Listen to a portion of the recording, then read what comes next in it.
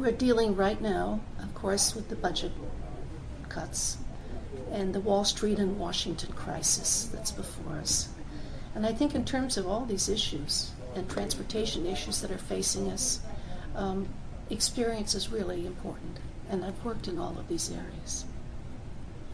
We had a meeting with the Senate President yesterday, all of my Democratic colleagues, and we talked about the governor's budget cuts that total about $900 million, and it will require at least $200 to $400 million taking money from the free care, or not the free care, but the stabilization fund.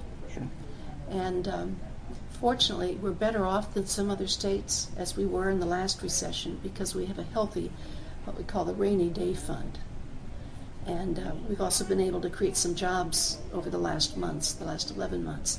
So we're going to go through a rough period, but we'll all get there together. I was on the Transportation Committee in 2001, and the Board of Directors of the Turnpike, was telling us and the federal government that it was going to only cost $4 billion. And I remember we had a hearing on the Transportation Committee, and the three directors of the Turnpike came to be with us. And my staff and I had gotten hold of a copy of their bond prospectus, which said that they would have to raise the tolls 20% every 6 years.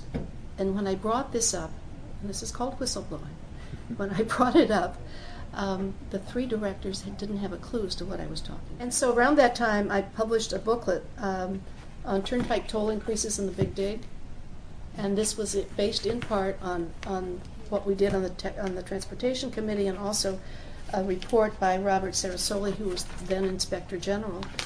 And his office, the Inspector General, concluded that the imposition of the federal funding cap for the Big Dig is unjustified. Well, the reason we had that cap, and I think Senator John McCain was on the committee that oversaw this, is because we lied to them.